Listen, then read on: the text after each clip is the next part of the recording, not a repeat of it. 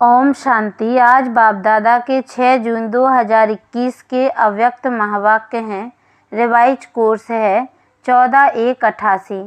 उदासी आने का कारण छोटी मोटी अवज्ञाएं। आज बेहद के बड़े ते बड़े बाप, ऊंचे ते ऊंच बनाने वाले बाप अपने चारों ओर के बच्चों में से विशेष आज्ञाकारी बच्चों को देख रहे हैं। आज्ञाकारी बच्चे तो सभी अपने को समझते हैं, लेकिन नंबरवार है। कोई सदा आज्ञाकारी और कोई आज्ञाकारी है, सदा नहीं है। आज्ञाकारी की लिस्ट में सभी बच्चे आ जाते हैं, लेकिन अंतर जरूर है। आज्ञा देने वाला बाप सभी बच्चों को एक समय पर एक ही आज्ञा देते हैं, अलग अलग भिन्न भिन्न आज्ञा भी नहीं देते हैं। फिर भी नंबरवार क्यों होते हैं?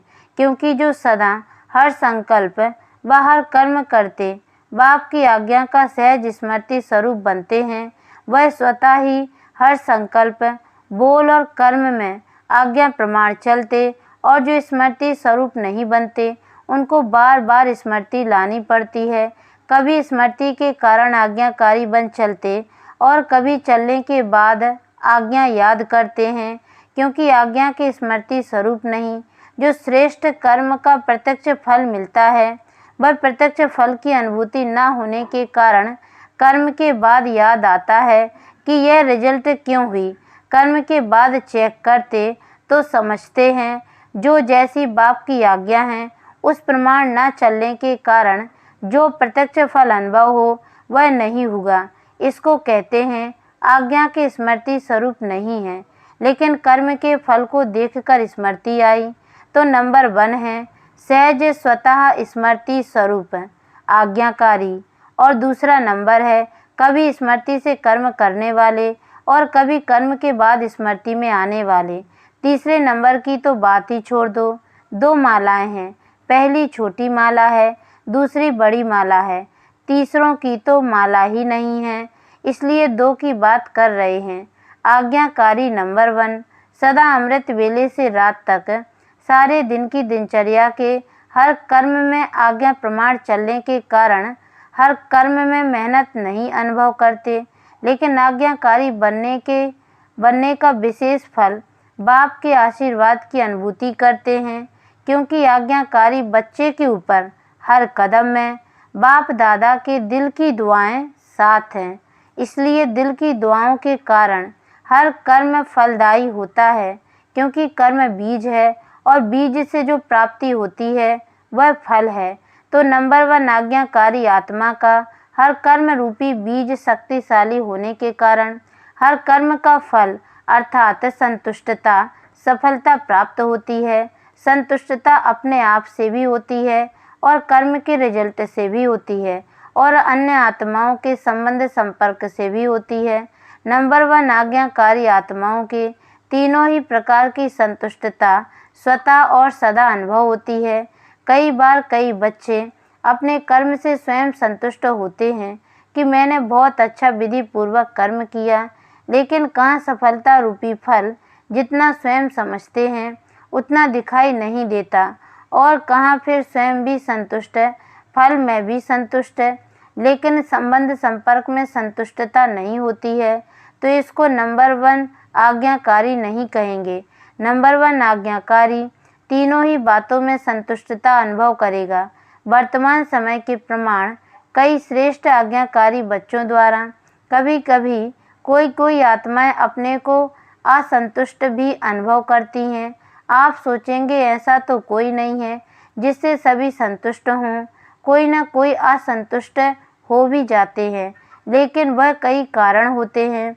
अपने कारण को न जानने के कारण मिसअंडरस्टैंड, गलतफहमी कर देते हैं। दूसरी बात है अपनी बुद्धि प्रमाण बड़ों से चाहना, इच्छा ज़्यादा रखते हैं और वह इच्छा जब पूर्ण नहीं होती तो असंतुष्ट हो जाते। तीसरी बात है कई आत्माओं के पिछले संस्कार, स्वभाव और हिसाब किताब के कारण भी जो संतुष्ट होना चाहिए वह नहीं होते। इस कारण नंबर 1 आज्ञाकारी आत्मा का व श्रेष्ठ आत्माओं द्वारा संतुष्टता न मिलने का कारण होता नहीं है, लेकिन अपने कारणों से असंतुष्ट रह जाते हैं।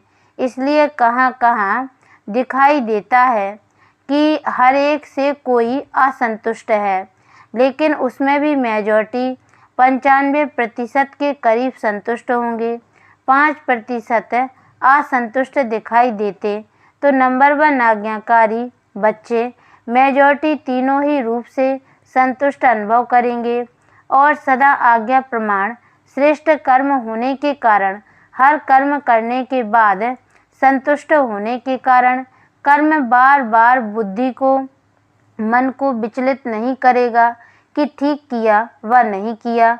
सेकंड नंबर वाले को कर्म करने के बाद कई बार मन में संकल्प चलता है कि पता नहीं ठीक किया व नहीं किया, जिसको आप लोग अपनी भाषा में कहते हो मन खाता है कि ठीक नहीं किया। नंबर 1 आज्ञाकारी आत्मा का कभी मन नहीं खाता। आज्ञा प्रमाण चलने के कारण सदा हल्के रहते, क्योंकि कर्म के बंधन का बोझ नहीं। पहले भी सुनाया था कि एक है कर्म के संबंध में आना, दूसरा है कर्म के बंधन वश कर्म करना। तो नंबर 1 आत्मा कर्म के संबंध में आने वाली है, इसलिए सदा हल्की है। नंबर 1 आत्मा हर कर्म में बाप दादा द्वारा विशेष आशीर्वाद की प्राप्ति के कारण हर कर्म करते आशीर्वाद के फलस्वरूप सदा ही आंतरिक विल पावर अनुभव करेगी, सदा अतीन्द्रिय सुख का अनुभव करेगी, सदा अपने को भरपूर अर्थात संपन्न अनुभव करेगी। कभी कभी कई बच्चे बाप के आगे अपने दिल का हालचाल सुनाते क्या कहते हैं, ना मालूम क्यों आज अपने को खाली खाली समझते हैं। कोई बात भी नहीं हुई, लेकिन संपन्नता व सुख की अनुभूति नहीं हो रही है। कई बार उस समय कोई उल्टा कार्य या कोई छोटी मोटी भूल नहीं होती है, लेकिन चलते चलते अनजान व अलवेलेपन में समय प्रति समय आज्ञा के प्रमाण काम नहीं करते हैं। पहले समय की अवज्ञा का बोझ किसी समय अपने तरफ खींचता है, जैसे पिछले जन्मों के कड़े संस्कार स्वभाव कभी कभी ना चाहते भी अपने तरफ खींच लेते हैं। ऐसे समय प्रति समय की हुई अवज्ञाओं का बोझ कभी कभी अपने तरफ खींच लेता है। वह है पिछला हिसाब किताब, यह है वर्तमान जीवन का हिसाब। क्योंकि कोई भी हिसाब चाहे इस जन्म का चाहे पिछले जन्म का लगने की अग्नि स्वरूप स्थिति के बिना भस्म नहीं होता। सदा अग्नि स्वरूप स्थिति अर्थात शक्तिशाली याद की स्थिति, बीज रूप लाइट हाउस माइट हाउस स्थिति सदा ना होने के कारण हिसाब किताब को भस्म नहीं कर सकते हैं। इसलिए रहा हुआ हिसाब अपने तरफ खींचता है। उस समय कोई गलती नहीं करते हो कि पता नहीं क्या हुआ, कभी मन नहीं लगेगा याद में, सेवा में, व कभी उदासी की लहर होगी।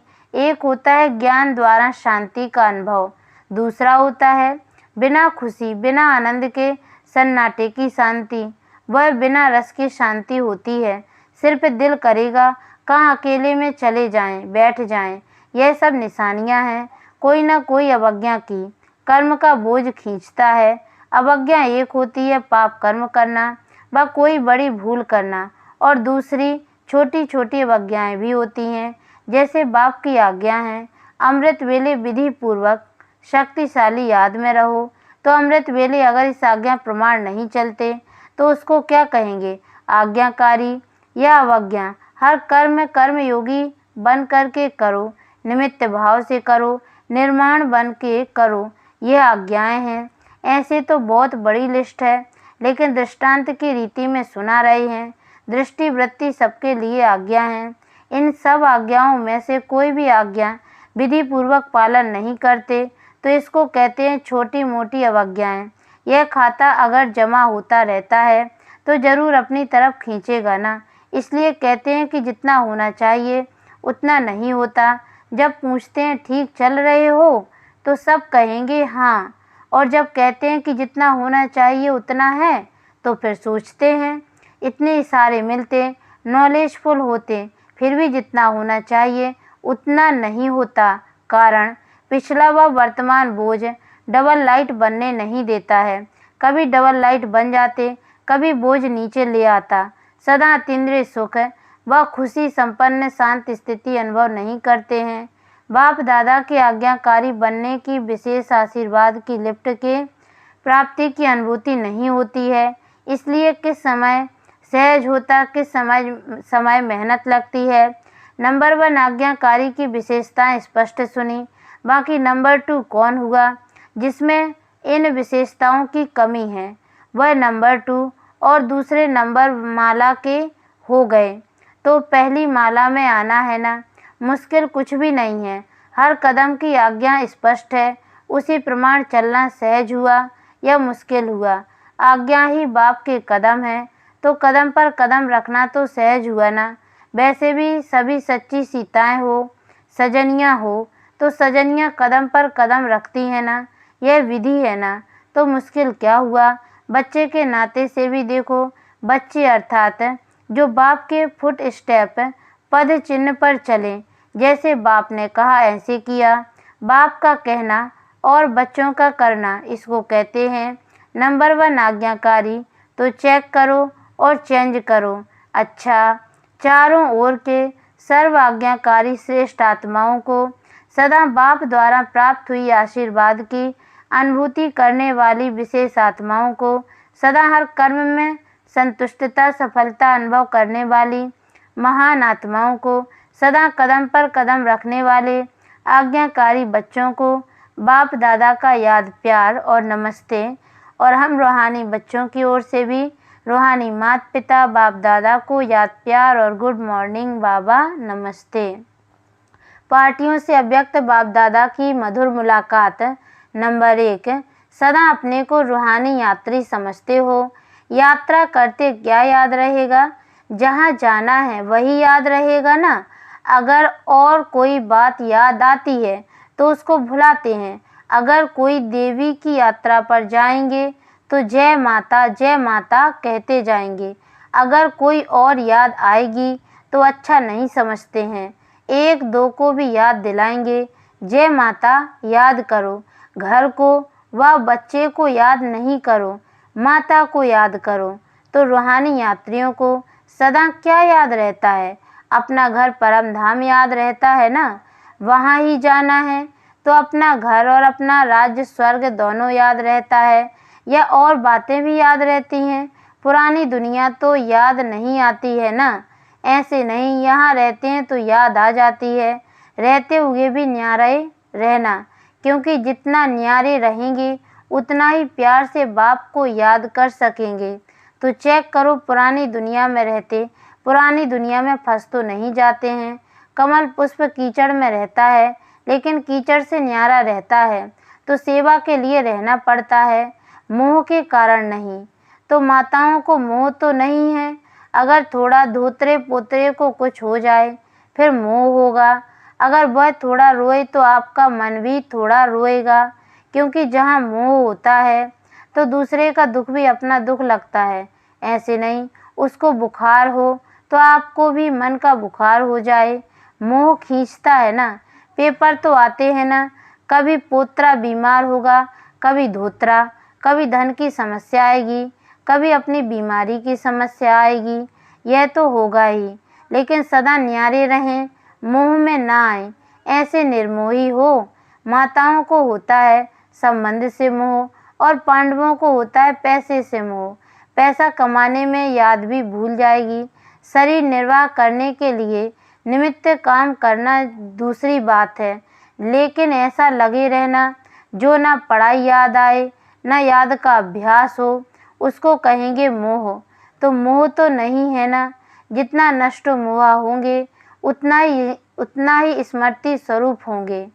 कुमारों से कमाल करने वाले कुमार होना, क्या कमाल दिखाएंगे। सदा बाप को प्रत्यक्ष करने का उमंग तो रहता ही है, लेकिन उसकी विधि क्या है। आजकल तो यूथ की तरफ सबकी नज़र है। रूहानी यूथ अपने मनसा शक्ति से, बोल से, चलन से ऐसी शांति की शक्ति अनुभव कराएं जो वह समझें कि यह शांति की शक्ति से शांति करने वाले हैं। जैसे जिस्मानी यूथ की चलन और चेहरे से जोश दिखाई देता है ना, देखकर ही पता चलता है कि यह यूथ है। ऐसे आपके चेहरे और चलन से शांति की अनुभूति हो, इसको कहते हैं कमाल करना। हर एक की वृत्ति से वाइब्रेशन आए, जैसे उन्होंने चलन से चेहरे से वाइब्रेशन आता है कि यह हिंसक वृत्ति वाले हैं, ऐसे आपके वाइब्रेशन से शांति की किरणें अनुभव हों। ऐसी कमाल करके दिखाओ। कोई भी शांति का कार्य करता है तो सबका टेंशन जाता है ना, ऐसे आप लोगों के ऊपर सबका टेंशन जाए, ऐसी विशाल सेवा करो। क्योंकि ज्ञान सुनाने से अच्छा तो लगता है, लेकिन परिवर्तन अनुभव को देखकर अनुभवी बनते हैं। ऐसी कोई न्यारी बात करके दिखाओ। वाणी से तो माताएं भी सेवाएं करती हैं, निमित्त बहनें भी सेवा करती हैं, लेकिन आप नवीनता करके दिखाओ जो गवर्नमेंट का भी अटेंशन जाए। जैसे सूर्य उदय होता है तो स्वतः ही अटेंशन जाता है ना, रोशनी आ रही है, ऐसे आपके तरफ अटेंशन जाए। समझा? वरदान। थकी व तड़पती हुई आत्माओं को सिद्धि देने वाले खुदाई खिदमतगार भव। आत्माओं की बहुत समय से इच्छा व आशा है निर्वाण व मुक्ति धाम में जाने की। इसके लिए ही अनेक जन्मों से अनेक प्रकार की साधना करते करते थक चुकी हैं। अभी हर एक सिद्धि चाहते हैं, ना कि साधना। सिद्धि अर्थात सद्गति। तो ऐसी तड़पती हुई, थकी हुई, प्यासी आत्माओं की प्यास बुझाने के लिए आप श्रेष्ठ आत्माएं अपने साइलेंस की शक्ति व सर्व शक्तियों से 1 सेकंड में सिद्धि दो, तब कहेंगे खुदाई खिदमतगार। स्लोगन। कमजोर संस्कार ही माया के आने का चोर गेट है, अब यह गेट बंद करो। ओम शांति।